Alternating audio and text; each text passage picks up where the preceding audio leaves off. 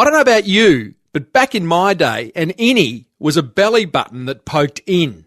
Today, it's a bread clip looking device worn by all the cool kids on their shoes, and a product that raised 10 grand in 10 days on Kickstarter. I don't know, the young people of today. Welcome to the Small Business Big Marketing Show, where successful small business owners share their secrets to take your marketing to the next level. Now here's your host, Tim Reid. G'day listeners, and welcome back to another episode of Australia's #1 marketing show. I am your host, Timbo Reid, coming to you from Melbourne, Australia. But you, so much more importantly, are a motivated small business owner, ready to crank out some great marketing in order to grow that baby of yours into whatever you wish it to be. And that's what we do around here. That is why this show exists, thanks to the very good folk at Net Registry. Hey, big show today. Always a big show. Got a fellow joining me later on, Bart Atherinos. He has a very cool little brand called Innie's. A young Melbourne entrepreneur is Bart. Also got a great listener question. What are you reading? Hey, like that? So simple. Got a marketing quote of the week, which I think will might inspire you, might motivate you. I don't know. Do something. It'll move you forward. And we've got a fair bit more to cover. So without further ado, let's get stuck right in. Small Business Big Marketing with Tim Reid. smallbusinessbigmarketing.com. Okay, now as you know, this show is made possible by the very good folk at Net Registry, and your online marketing efforts are made better thanks to the very good folk at Net Registry. So if you are struggling with creating your digital footprint, if you are not creating your digital footprint, then let me tell you, team, you're leaving money on the table. You got to. You are who Google says you are. Scary, I know, but you think about how you go about buying things, researching things to buy. And what do? You go online. You look at people's websites. You check their social media. You might even click on a Google ad or a Facebook ad. They're all the things Net Registry sort out for you. So if any of those things you're not doing or are holding you back because you're trying to do them yourself, give Net Registry a call or visit them at netregistry.com.au and see how they can help you. No pressure, no obligation. Just ask the questions that are on your mind. And tell them Timbo sent you. Righto. How are you? You good? Looking forward to a year ahead? You are excited by the business prospects that face you? You're nervous? You're scared? Are you waking up in the morning excited to do what you are doing in your business? I hope so. If you're not, maybe go back and listen to last week's episode. Steve Huey, I Fly Flat. He is a man who turned his passion for frequent flyer points into a business, and a very successful business at that. Had some great feedback on that episode. But seriously, if you are excited, fantastic. Harness that excitement and move forward steadily and quickly. And if you're not excited, then look at what you're doing that isn't kind of lighting your fire and get rid of it or delegate it. Because that's what I'm going to do. I am going to focus on delegating. I'm going to share my delegation journey inside the Small Business Big Marketing Forum if you want to follow me. But I haven't been good at delegating and I need to do more of it. There are certain things that, because I do them myself, hold me back. I intend to get rid of those things and pass them on to others or delete them. Maybe they're just not adding the value that I was hoping they would. So I am going to get rid of some things in my business life. But I encourage you to do exactly the same if you're not excited about certain things in your business. So what else have I got going on? I've checked in on you. I've checked in on me. I've got a speakers retreat coming up. Going off in 3 days' time. I'm heading up to Noosa, darling, in Queensland, where 6 or 7 speakers were getting together. And we are just going to interrogate each other about our businesses, what we're doing right, what we're doing wrong, sharing our combined knowledge. Of course, I'll tell them how podcasting can help grow their business.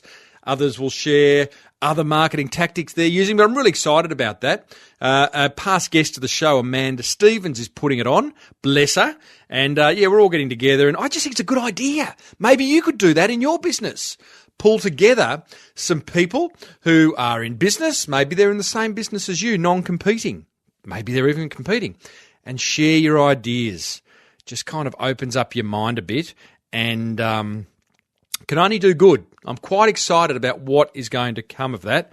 And I'll certainly be sharing snippets of it here and lots of big snippets of it inside the Small Business Big Marketing Forum. Hey, and listen, to that point, if you want to talk marketing, if you want to grow your business through smart marketing, head over to crankmymarketing.com and join the forum. I'm in there every day, and there's plenty of other motivated business owners doing exactly the same thing.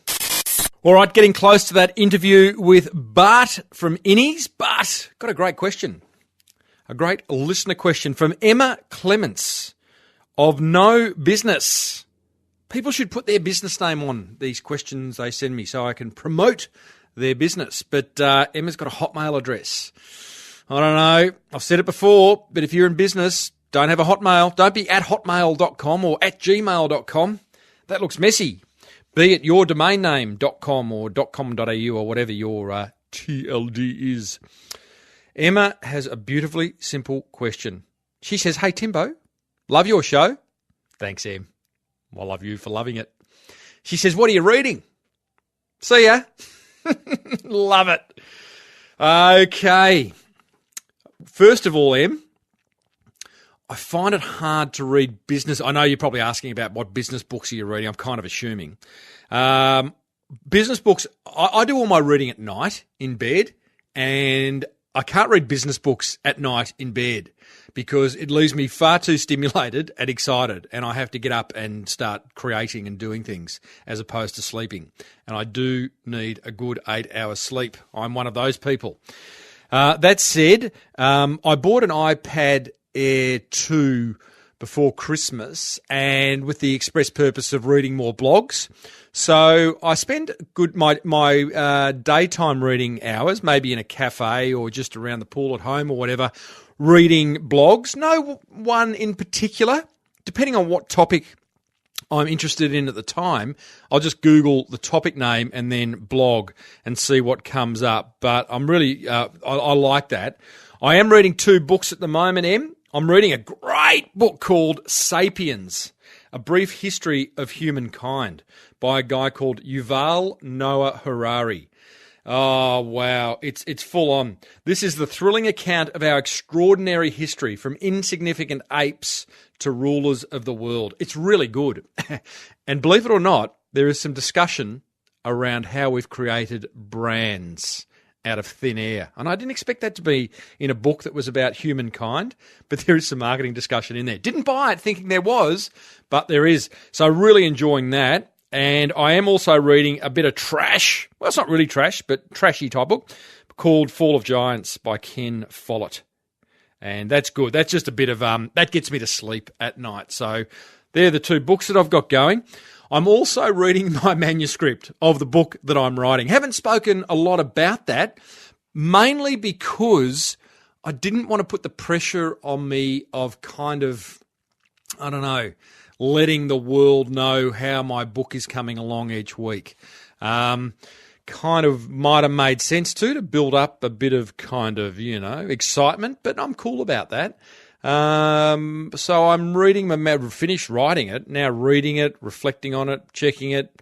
I've handed it over to an editor who's fixing it up, grammar, punctuation, all that type of stuff. So that's exciting as well. That'll be out, sort of, as I said, first quarter. I think I said this a few episodes ago, first quarter of 2015. So look out for that. I'm not going to reveal too much because when it comes, once it's off to the printers, there's a few loose ends I need to tie up around domain names and all that type of stuff. So, I won't reveal too much. Suffice to say that it is going to be a book you will love. It's written for you, anyone listening to this show and who owns a business and wants to crank out some great marketing. It's written for you. That is my answer to Emma Clement's question. Em, thanks for that question. Listeners, you got a question? Cool. Send it to questions@smallbusinessbigmarketing.com and I would love to tackle it. Righto, let's get stuck into today's guest. His name, Bart Atherinos. His company is Innie's. You can tell Bart you heard him on this here show by going over to his Twitter handle. Tweet him at myinnies, INNIES. Tell him you heard him on the show. He'll like that. So Bart hit me up a few months ago and said he was launching a venture on Kickstarter called Innie. And in a little over 10 days, he achieved $10,000. Would I like to interview him? I sort of put that one on the burner, the back burner, and thought, yeah, I reckon I might at some point. We've had a couple of interesting discussions around crowdfunding. Simon Griffiths from Who Gives a Crap of more recent times. Chris from Tracker. So this Kickstarter stuff, crowdfunding, I'm liking it more and more, particularly anyone who's got a little business idea they want to get off the ground and don't have the money. So I hit Bart up later in November and said, hey, how'd you go? And he said, yeah, we launched.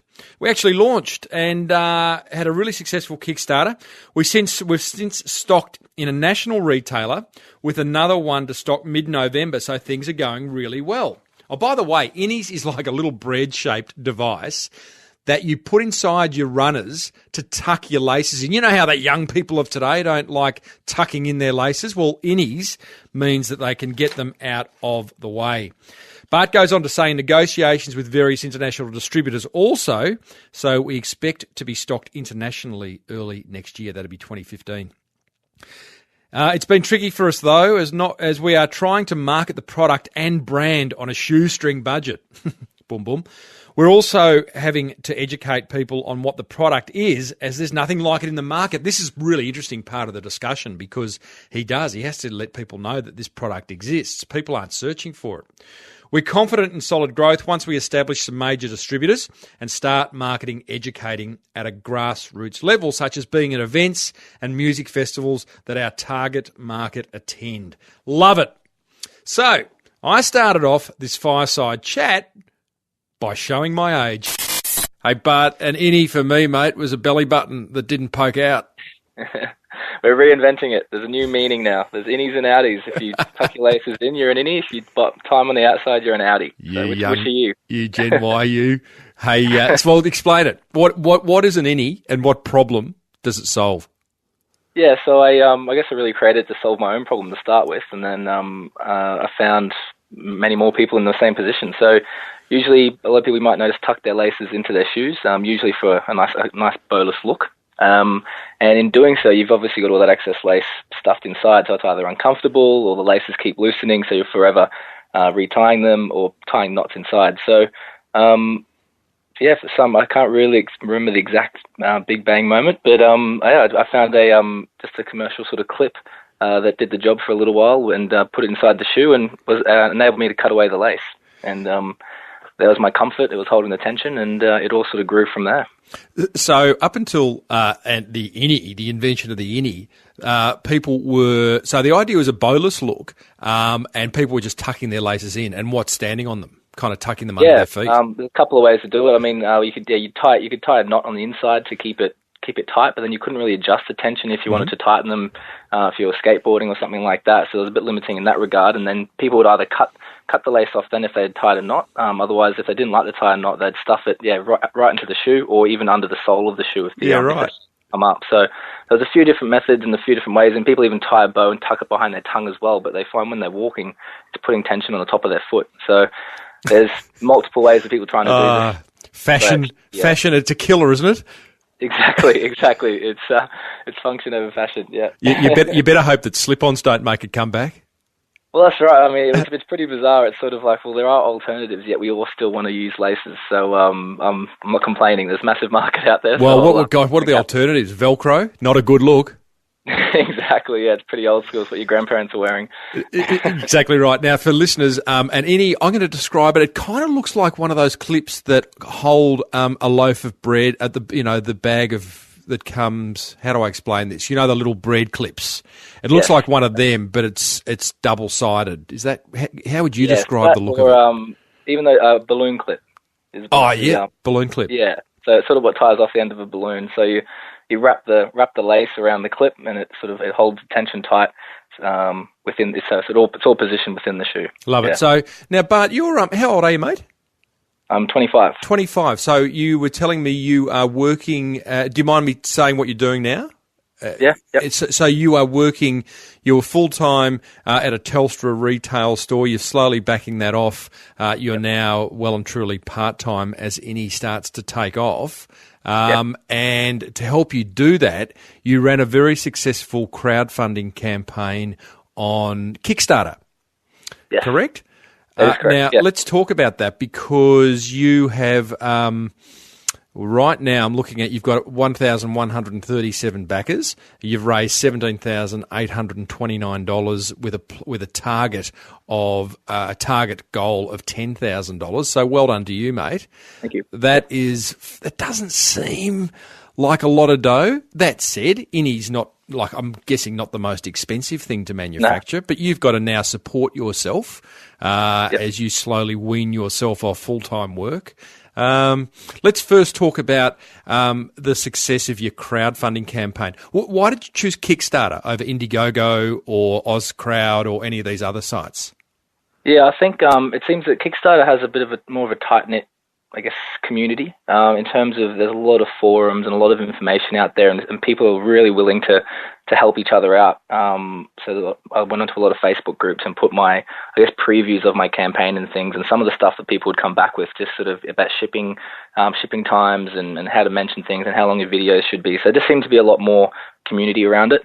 And it was one of the first ones to market. So at the time when I was sort of researching it around, Kickstarter was probably one of the bigger traffic sites, and it just seemed to be a bit more of a stronger brand, whereas Indiegogo's got really no limits, no rules to what the campaigns are, so it was kind of associated to pretty random items, whereas Kickstarter was still kind of held their own. They're now flexing their guidelines a bit now, but that was the main reason, just more the support and the traffic. Oh, it's interesting.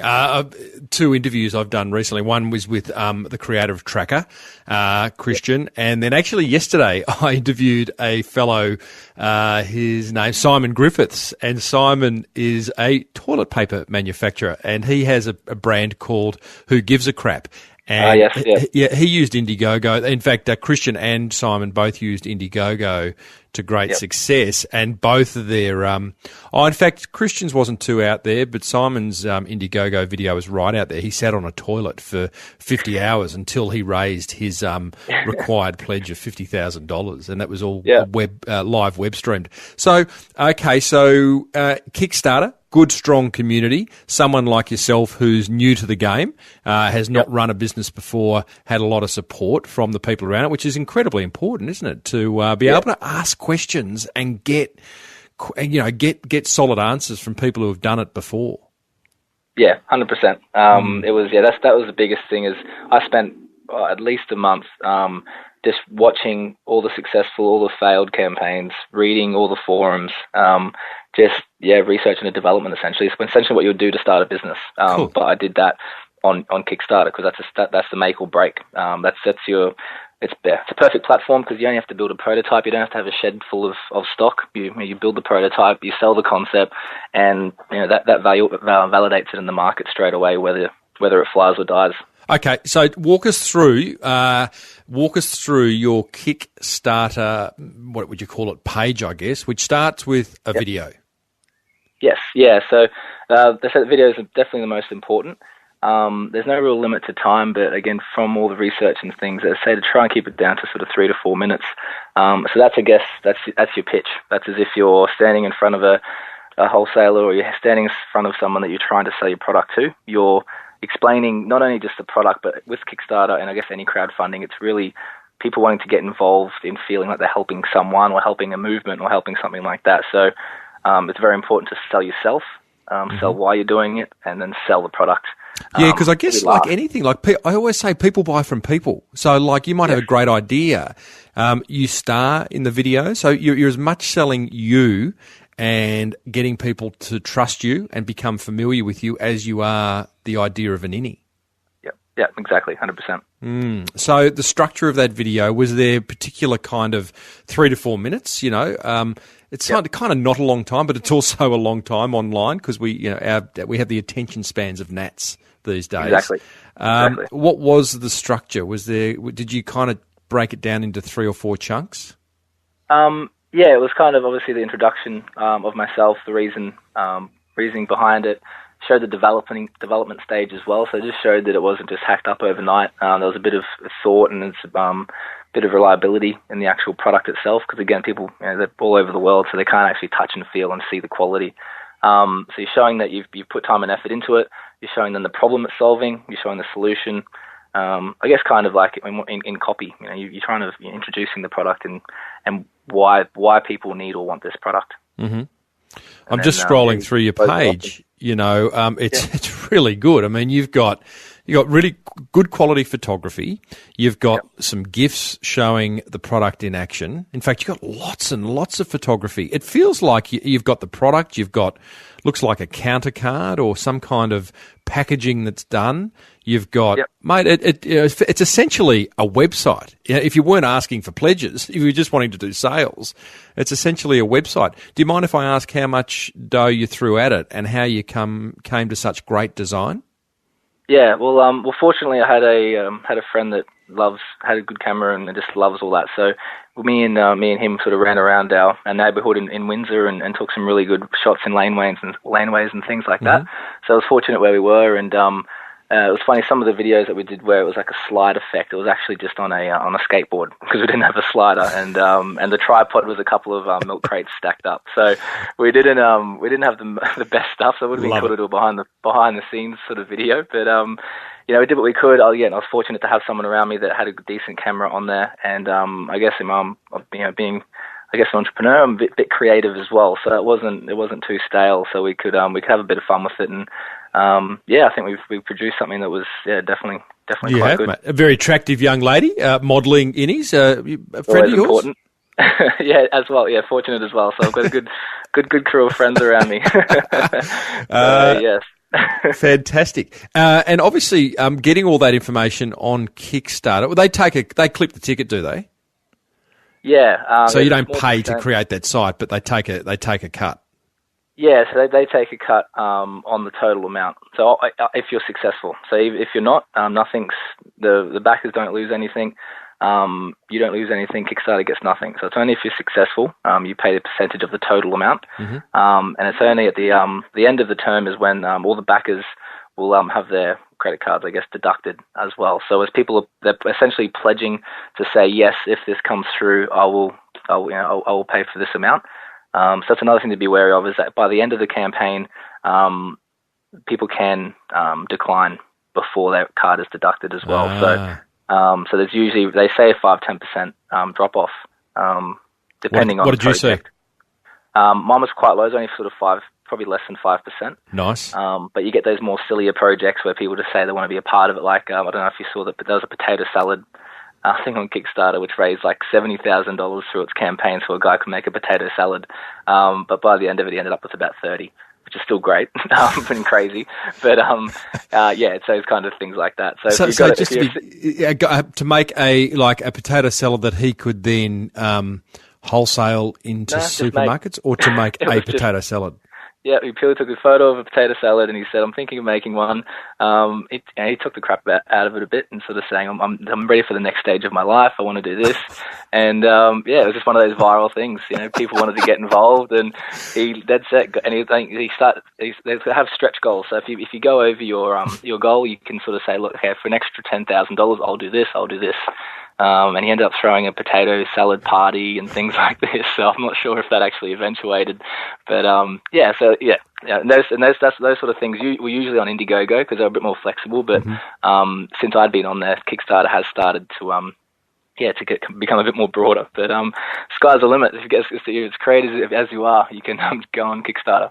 It really is. I feel like this whole crowdfunding thing, whilst it's been around for a while, I think the bar is pretty low in Australia. You'd know more than me, but when I do come across them, it's more often than not an American project.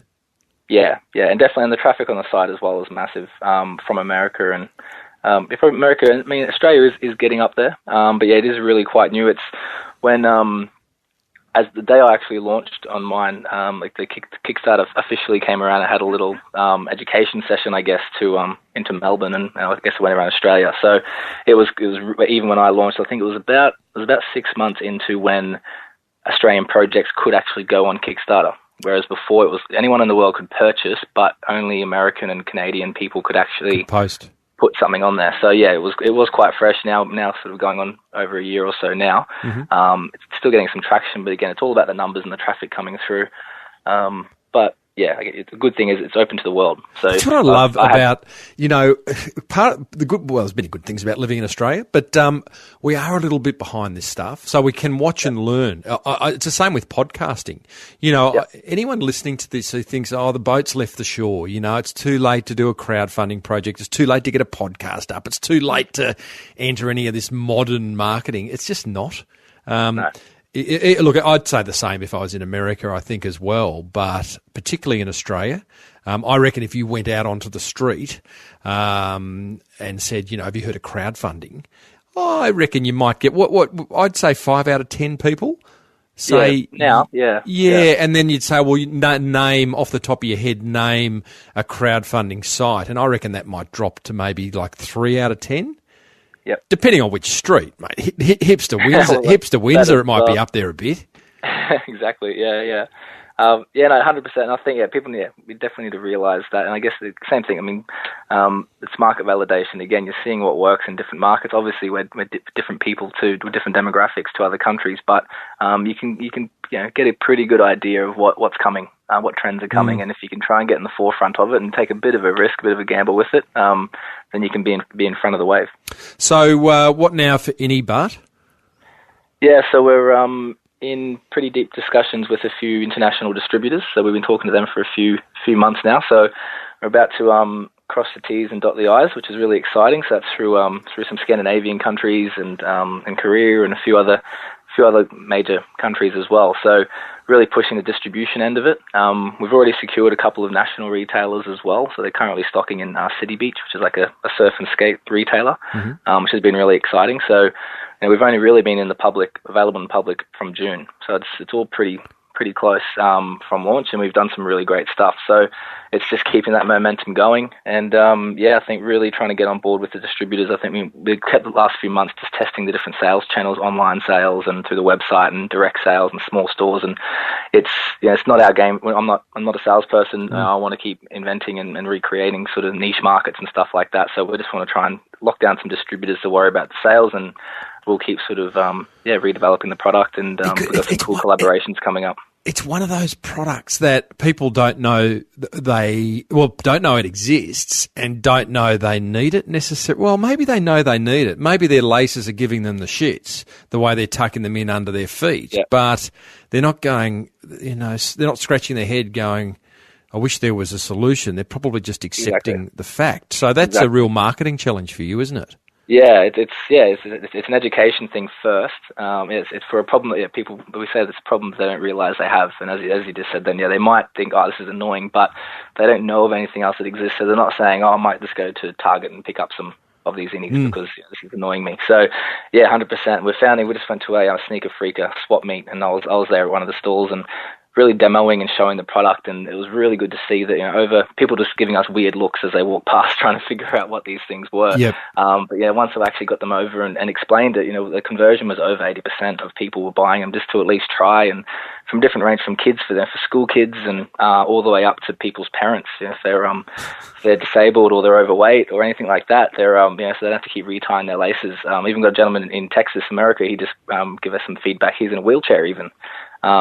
And he loves them because he wants to wear laced shoes, and he can now slip his foot, like shoes on his foot, and he doesn't have to worry about the laces coming on. Love it. So I interviewed a guy, Phil McKenney, 2 or 3 years ago. He came up with an innovation process called Killer Innovations, and at the premise of Killer Innovations is that you ask killer questions in order to get killer ideas. And one of his questions was, who uses your product in an unexpected way?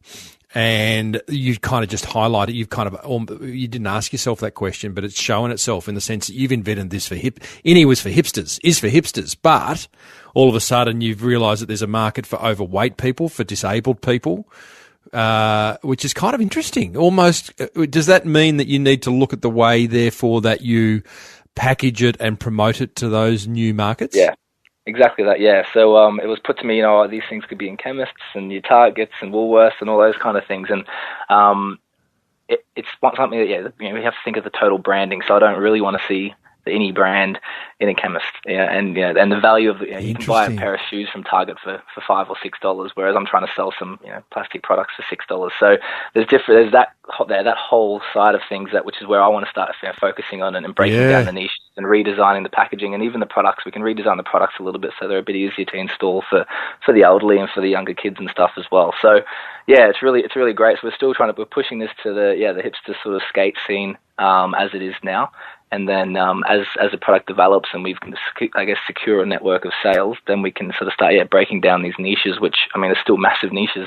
But, yeah, they're I guess, are a modification of the product. So so you're going to rename it, redesign? Potentially, yeah. Or it might be like, a shoelace, safety lace by Innie or something like that, So still trying to associate it, I guess, to Innie or just totally repackage it, I guess, like what brands do with cereal. They can be the same cereal in three different branded packages. So all that's kind of, I'm in discussions with a few various people that are mentors and stuff that can help with that. But right now, obviously, being a one, and I've got a business partner in Sydney I've brought on just before Kickstarter to help with the promotion. So between the both of us, we really need to prioritise and put the blinkers on to make sure that we've got the priority of getting some income in first before we start taking over the world. Wow, such a great marketing challenge.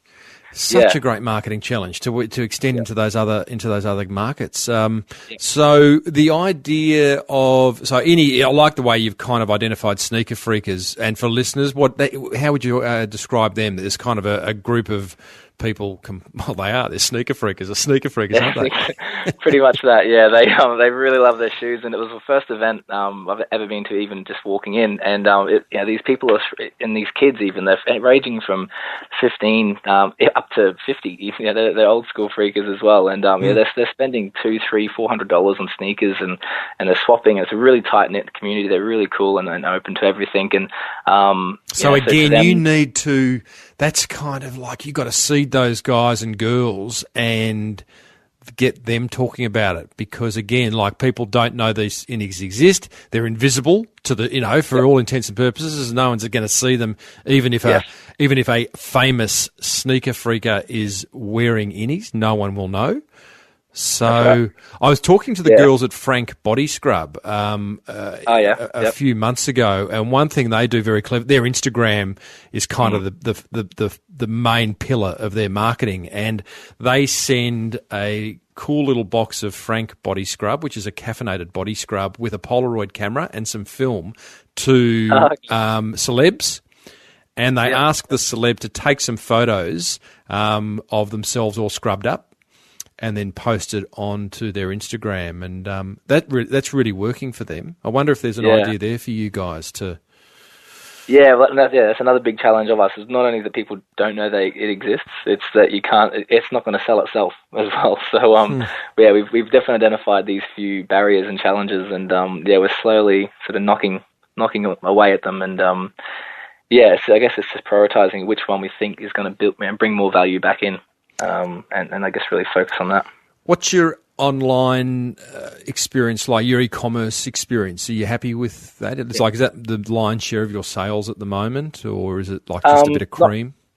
I think we had a point. We spent about a month really focusing on it, building the site to make it try and look really nice, I guess, which it does now. Great site. Yeah, so it sort of gives enough information about it. It's nice, pretty easy to navigate through, and we were trying to start doing the whole content marketing thing. It's like the big buzzwords at the moment. So trying to do things around festivals and sneakers and all this sort of content, and that obviously takes time. And trying to figure out keywords and all this sort of stuff. So we were sort of banging our heads against the wall with that, and we're still getting traction. We're getting some sales through, but again, we just couldn't get that viral sort of aspect to it where it was just sort of spreading on its own through Facebooks and stuff like that. So we've now refocused then to sort of retailers. So you're getting one order from a retailer blew out 3 months of online sales. So we've sort of then now shifted to the website and the e-commerce being a support metric to our retailers and to our distributors rather than a primary sales channel. Yeah, right. I'm looking at your Facebook again. That's a challenge, like even for someone who's grown up with Facebook, creating a conversation, ongoing conversation that's interesting and engaging around Innies will be tough. Yep. And you're going to have to go beyond just showing photos of cool photos of shoes and of people using Innies. You've kind of got to find, I talk a lot about the editorial mission when it comes to both your social media and your content marketing. I call content marketing helpful marketing because it's kind of, that's what it is, but, and it could be helpful in the sense that it shows you how to use something, or it can just be helpful in that it entertains you. And, it's like, what is that editorial mission for Innies? Yeah, we've been trying. We're trying every sort of fortnight. Is just post something, like we did a story about the Sneaker Freaker event with us being there. We're about to do a post about the upcoming music festivals and things like that. So we're trying to splash into that side of things to try and make it a bit interesting. But again, the other problem is that people are reading that type of festival information from 10 other primary sources that they trust, they usually read. So it's kind of like, well, how's our we're not the best journalists either. So, I mean, how's our blog going to be more relevant or more interesting than that of these big firms? So, what about who's wearing what shoes? Like, what if you just kind of broaden the conversation and just said, let's own celebrity shoe wearing? Yep. And all of us, I'd be interested in that. Like, what shoes is? I love Jamie Oliver. Right? No secret to my listeners. And I'm every aspect of Jamie. So I'd be kind of interested to know. He loves wearing his runners. So what runners is Jamie wearing? What he wears and how he wears it. Yeah. How's he wear them? Anyway, that's an example of like taking the story beyond the functional nature of Innies and actually owning a space. Yeah. And that's, we're still sort of bouncing around and I guess, trying to get that conversational piece sort of going. And I think it's for anyone, it's an ongoing sort of challenge to try and keep fresh content, and you have this great idea and then you post about it and then the next week you're like, now I need to think of something else. Well, that's where I won't give you a marketing lesson because this is more of an inspirational story, but the editorial mission is broken up into 3 questions. What have you got to offer, to who, and what outcome can they expect? And and that if you're clear on that, then creating an ongoing story is really easy. So the editorial mission for my show is marketing tips and tricks for small businesses to generate more inquiry. So therefore, it opens it up to so many different stories and things that I can create in my marketing. And so you probably guys need to do the same. But hey, Bart, I love the story, mate. I love the whole Innie thing. I love your packaging. I love the brand that you've created out of thin air. And I was laughing with my son, Jack, the other day. He's doing business management at school and he's going, how does that business make money, Dad? And how does that business go about their marketing? And he was looking at the hose. We were out in the garden and he was looking at the hose and he said, hey, Dad, that plastic bit on the hose, there must be someone who's making millions and millions of dollars just from that little bit of plastic that sits on the hose that you clip, I go, yeah. Everyone invents, someone out there has invented there's an inventor for everything. And and I'd love to think that you are the guy at some point that I can point to a pair of shoes one day and go, hey, Jack, that bloke's wearing Innies, and I know the guy who made them, and he's living on a yacht out in the Bahamas. that's the big picture. That's where we're heading. But we got a few comments like that from the sneaker event as well. It's like the paperclip idea. So it's it's just one of those simple things that it's kind of a given where it's just you'd expect every shoe just to come with them as an option, and that's sort of where we're heading as well. As we're targeting a few big brands to say, hey, we know this product doesn't suit everyone, but they're such a cheap thing, just license it, put one in every box. So that's, there's a few big things like that we're sort of trying to target as well. But I wish you all the success, mate. And I just think you've got so many wonderful business and marketing challenges ahead. You're clearly excited about it. I hope you make $1 gazillion from it, mate. Thanks for sharing. Thank you. I appreciate your time. Thank you. Hey, hope you enjoyed that. I love talking to motivated young entrepreneurs, and I like what Bart's doing. So I want to share my top 3 thanks to the very good folk at Net Registry. Number 1, I've been reminded of the importance of great design and the consistency required to get that design into the marketplace. Go and have a look at the Innie's website and the Innie's packaging and Innie's social media presence. It's all beautifully designed and it's consistent across all touch points, you know? And that doesn't require money to be consistent, just requires discipline. So I really like the design, and I think more and more small businesses should focus on having great design for their brand. Number 2, learning. Just again reminded of the importance of crowdfunding. You know, if you have got an idea, you want to get it off the ground, go and check out the crowdfunding video or the page. I'll put a link in the show notes to it that Bart did on Kickstarter, and actually see the structure of it, all the story that was created in order to sell this concept called Innies that nobody had previously heard about. Number 3, learning thanks to Net Registry and my conversation with Bart. You can make any product or service interesting. Yeah? Too many times I hear small business owners kind of go, oh yeah, but my business isn't interesting. Make it interesting. Yeah? That's what branding's all about. Create the story, create the emotion, find the angles that will make it interesting. There is no business in this world that you can't make interesting. There, said it. Hope you enjoyed it. And as I said, you can hit Bart up on Twitter at myinnies, INNIES, and tell him you heard him on the Small Business Big Marketing Show. As we draw to a close, I have got the motivational marketing quote of the week. I love this one. Hey, but by the way, the intention of this little segment is to get you thinking. Go away and think how this quote applies to you and your business and how it can move you forward. All right? So today's quote, it's from Lee Odden of Top Rank Marketing. The quote, content is the reason search began in the first place. Content is the reason search began in the first place. Love that. It then begs the question, what is the best kind of content to create? You'll need to read my book for that. Alrighty, let's wrap things up. Next week, still deciding. Got a few interviews in the can. So I won't reveal too much. Still working on that big guest that I mentioned a couple of weeks ago. He said yes, haven't got a date. So won't say anything more there. Got some really interesting interviews. Thinking of also going back and interviewing some past guests also over the coming weeks and months to see how they're going. Don't forget, you want to talk marketing? I'll see you inside the Small Business Big Marketing Forum if you like. Head over to crankmymarketing.com. If you want to get your online marketing sorted, head over to the very good folks at netregistry.com.au. But until then, I think it's time to get back into business. I've been Timbo Reid. Well, still am, really. Even when I push stop, I will be Timbo Reid.